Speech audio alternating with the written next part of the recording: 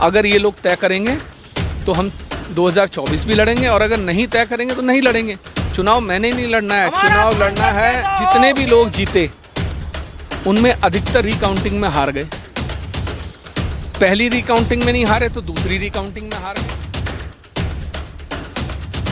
किराए और कमीशन पर पलने वाला व्यक्ति सामने वाले को कहे कि तू मुझसे ज़्यादा गोरा कैसे है, तो ये कोई किसी को चमकता चांद नजर आता है, किसी को उसमें ही दाग नजर आता है।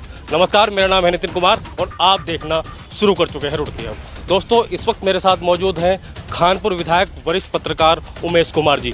क्या कुछ कहेंगे? आज अपने कैंप कार्यालय पर पहुंचे हैं क्योंकि त्रिस्तरीय चुनाव में इनके जो प्रतिद्वंदी हैं उन्होंने इन पे कोई कोर कसर नहीं छोड़ी थी। इतने हमले बोले थे जबकि ये अपना इलाज करा रहे थे, ट्रीटमेंट करवा रहे थे। क्या कहेंगे सर? किसके बारे में? जैसे आप पर हमले बोले गए हैं आपके प्रतिद्वंदी द्वारा, जबकि आप इलाज करवा रहे थे, आपने सबको सूचित भी कर दिया था। उन्होंने कहा कि आप तमाशा कर रहे हैं, क्षेत्रवासी को छोड़ के चले गए। देखिए, कुछ लोगों की फितरत होती है। वो एक कहावत है ना पुरानी, मैं कहना नहीं चाहता, वो कहावत कहूँगा तो कईयों को बुरा लग जाएगा। तो कुछ लोगों की फितरत होती है, वो कभी ठीक नहीं हो सकती। कभी माँ की गाली देना, कभी बाप के बारे में बोलना, कभी कुछ कहना। बीच में उन्होंने कई बयान जारी किए कि अपनी माँ का दूध पिया है तो सामने चुनाव आके लड़ें। हमारे कई प्रतिनिधि लड़ रहे हैं। उन प्रतिनिधियों का क्या हश्र हुआ खानपुर विधानसभा में आप देख सकते हैं। कोई चौथे पे है, कोई पाँचवें पे, कोई छठे पे है। जहाँ पर पूर्व मुख्यमंत्री, वर्तमान में सांसद, दो कैबिनेट मिनिस्टर्स और ये स्वयं और कई सारे इनके साथ विधायक लगे हुए थे, उसके बाद भी इनका हश्र देखिए क्या हुआ है। पंचायत चुनाव स्थानीय प्रतिनिधियों का आपसी चुनाव होता है। मेरा मानना है कि एक सीमा तक आप लोगों को इंटरवीन करना चाहिए, क्योंकि जितने भी लड़ रहे होते हैं सब आप ही के लोग लड़ रहे होते हैं, एक दूसरे के सामने लड़ रहे होते हैं। बड़ा धर्म संकट भी होता है लोगों के लिए, लेकिन खैर जो अपने होते हैं उनके लिए आपको खड़ा होना पड़ता है। अब उन्होंने एक बयान जारी करा कि भाई इनके माँ बाप जो हैं वो ढाबा चलाते थे, इनके पिता का कत्ल हुआ। अब दुख तो होता ही है हर व्यक्ति को, जब आप किसी के बाप के बारे में कहेंगे कि भाई उसका कत्ल हुआ, तो बड़े अफसोस की बात होती है कि वो क्रिमिनल थे। तो मैंने तब भी उनसे कहा था कि भाई हम तो मान लिया हमने कि हम गरीब माँ बाप की औलाद हैं। आप कौन सा अंबानी के घर में पैदा हुए हो? किराए और कमीशन पर पलने वाला व्यक्ति सामने वाले को कहे कि तू मुझसे ज़्यादा गोरा कैसे है, तो ये कोई बात नहीं है। आप मुझसे बात करिए ना। आप हर किसी के माँ बाप सबके लिए सम्मानीय होते हैं। हमें किसी के माँ बाप पर कोई भी टिप्पणी नहीं। मैं कहता हूँ अगर आपका दुश्मन भी है, आपको उसके माँ बाप का सम्मान करना चाहिए। आप इस तरीके की ओछी बातें बोलें, आप किसी के माँ बाप को कुछ कहें, हम भी कह सकते हैं, हम भी आपके ऊपर टिप्पणियाँ कर सकते हैं। लेकिन मेरा मानना है कि राजनीति अपनी जगह है, लेकिन सम्मान अपनी जगह है। हर किसी के माँ बाप हमारे बुजुर्ग हैं, हमें उनका सम्मान करना चाहिए। झगड़ा आपका हमारा है। अगर आपको ऐसा लगता है तो भाई लड़िए ना। हम तो आपके सामने निर्दलीय लड़े हैं। आप कहते थे मैं 4 बार का विधायक हूँ, मैंने 7 चुनाव जीते हैं। इस बार आपने अपनी पत्नी को क्यों नहीं लड़ाया? हमने तो आपको खुली चेतावनी दी थी, खुली चुनौती दी थी। हिम्मत है तो चंदपुरी बांगर से आइए, महिला सीट है, आप अपनी पत्नी लड़ाइए। हम अपनी पत्नी लड़ाते हैं, पता लग जाएगा। आप भाग गए मैदान छोड़ के, आपने चुनाव भी नहीं लड़वाया। अब दूसरी बात यह है कि पंचायत चुनाव को लेके बहुत सारी यहाँ पर जो है धांधलियाँ हुई हैं, लोग बाग बच रहे हैं। मैं सभी विधायकों से मैंने कहा भाई बोलना चाहिए, विरोध करना चाहिए। जितने भी लोग जीते उनमें अधिकतर रिकाउंटिंग में हार गए। पहली रिकाउंटिंग में नहीं हारे तो दूसरी रिकाउंटिंग में हार गए, दूसरी में नहीं हारे तो तीसरी में हार गए, तीसरी में नहीं हारे तो यहाँ तक आरोप हैं लोगों के कि साहब बुला के धमकाया गया कि प्रमाण पत्र चाहिए तो समर्थन दे दो। ये कौन सी राजनीति है हरिद्वार की भाई? आप गुंडई से, बाहुबल से आप जीतना चाहते हैं? आप हरिद्वार के लोगों ने जो जनमत लोगों को दिया है, उस जनमत का अपमान है ये। उसके बाद रेल चल गई, रेला चल गया भाई, मुझे भी ले लो, मुझे भी ले लो, मुझे भी ले लो।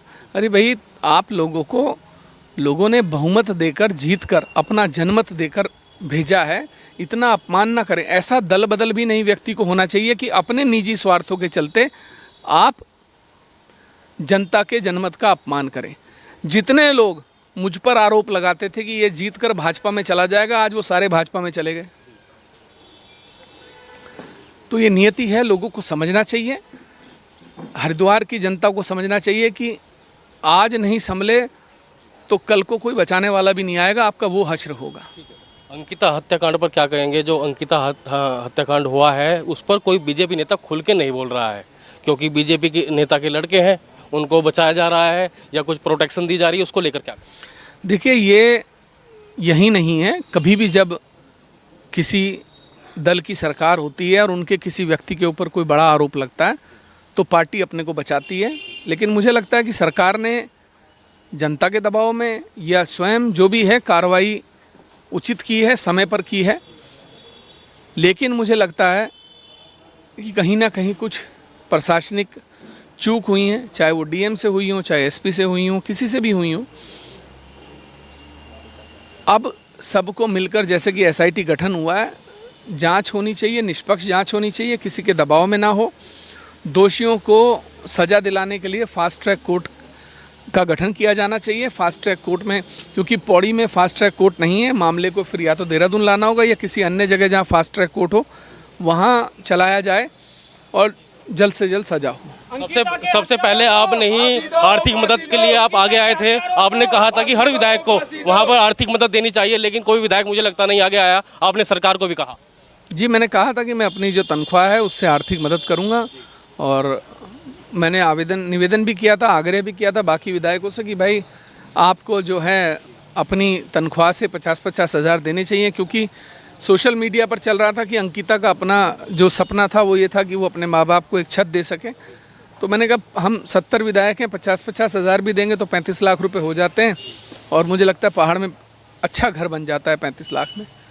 अब क्या कर सकते हैं, अब ये तो जिला हरिद्वार की जनता जानना चाहती है 2024 लोकसभा चुनाव में क्या उमेश कुमार जी आगे आ रहे हैं चुनाव लड़ने के लिए? हमारा सीएम कैसा हो? उमेश कुमार जैसा हो। हमारा सीएम कैसा हो? उमेश कुमार जैसा हो। देखिए, ऐसा है, उमेश कुमार की ना तो पहले कोई हैसियत थी ना अब है, जो भी है मेरे लोगों की है। मुझे निर्दलीय लड़ाया, मुझे जिताया, ये मेरे लोगों ने, मेरे साथियों ने, क्योंकि मैं समर्थक नहीं कहता हूँ, ये सब सहयोगी हैं, मेरे साथी हैं, परिवार के सदस्य हैं। अगर ये लोग तय करेंगे तो हम 2024 भी लड़ेंगे और अगर नहीं तय करेंगे तो नहीं लड़ेंगे। चुनाव मैंने नहीं लड़ना है, चुनाव लड़ना है, चुनाव लड़ेंगे ये लोग।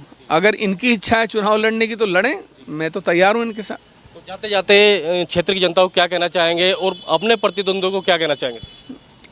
प्रतिद्वंदियों को क्या कहना, बस मेरा ये कहना है कि भाषा का संयम रखें, मर्यादा में रहें।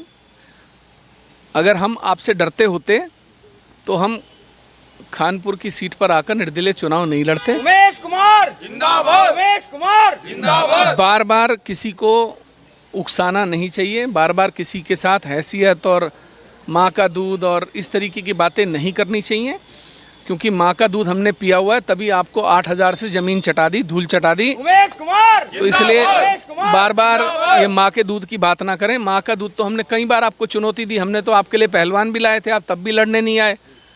अरे भाई, आपकी विधानसभा में खुला घूमता हूँ, फिर आप आके मीडिया के सामने चुनौती देते हैं, मैं चुनौती देता हूँ। दुम दबा के आप दुबक गए थे, आपका पूरे चुनाव में नहीं पता लगा, आप कहते मेरे लिगामेंट टूट गए थे। अरे भाई, ऐसे कौन से लिगामेंट थे जो देवबंद के अंदर गाड़ी के अंदर चढ़ के शीशे से बाहर निकल के तो टूटते नहीं थे, गाड़ी में घूमते हुए बाहर गेट पे लटकते हुए तो टूटते नहीं थे, पर जैसे ही प्रचार की और चुनाव में आने की बात होती तो मेरे लिगामेंट टूट गए। तो ये सब बातें, माँ का दूध किसने पिया किसने नहीं पिया सबको पता है। जनता को आपने 20 साल मूर्ख बनाया है, झूठ बोल के, झूठा बाहुबल दिखाकर, और ये दिखाकर कि मैं तो उत्तराखंड का सबसे बड़ा बाहुबली हूँ। ये इस चुनाव में सबको पता लग गया कौन बाहुबली है कौन नहीं है, इसलिए झूठा आडंबर रचना छोड़ दीजिए।